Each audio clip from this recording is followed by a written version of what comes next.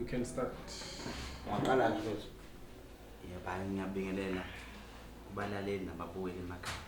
Igama lami nguSimangalezi Wanda. Into engilethela indonsa kwakuwumculo. Ngangithi ngizokhipha ingoma. Uthi uzorecord, ngathi ngizorecord kahle kahle. Uma ngifika khona ngifica uthisha. Mangikela nje ngosuku lokuqala ngiyakhumbula impela ukuthi ngangidle ngisho ngibona impela wazi washo ukuthi indoda ishaya isiginci.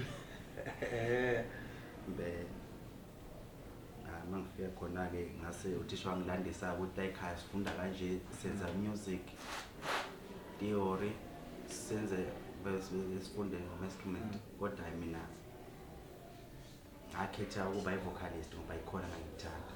Ngoba ngisho nganye inkomeni impela nje behamba ngihlabelele ihlathi lonke.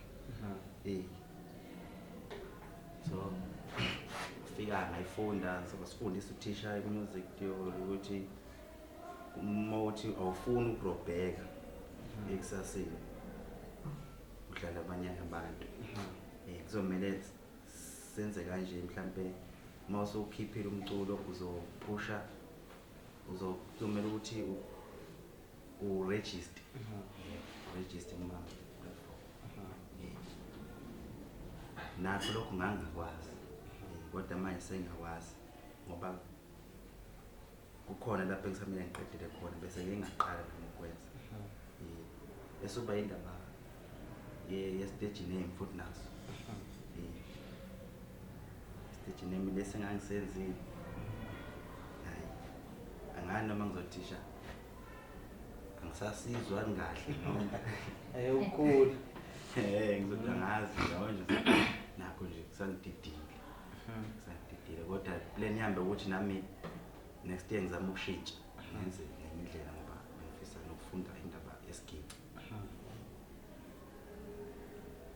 Ngengande nje kakhulu kodwa bengifisa nje ukuthi ngibuye ngizendoza ngoba namagenge lamancane lawa ahleze ngibona lokho nginoba ngomqondo umuntu ngolesihlanu ngibuye ngithi ayabuza utanto ubhizi nganye watshela ukuthi hayi ngapha endonsa ngifundela izinto kanje asibe baningi impela nje kube ngibuza impela ngoba bayabona ukuthi kuningi okwenziwa abangeke bachazele ngakho konke ngibachazele umculo kuphela ukuthi nenzeka kanjani.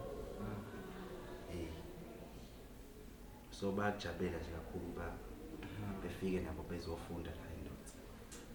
Bajabulela kakhulu. Hayi siyabonga futhi.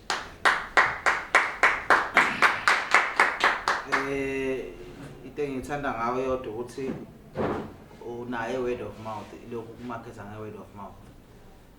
Abantu abanye ungabavaleli ngaphandle ubatshela ukuthi there is indonsa.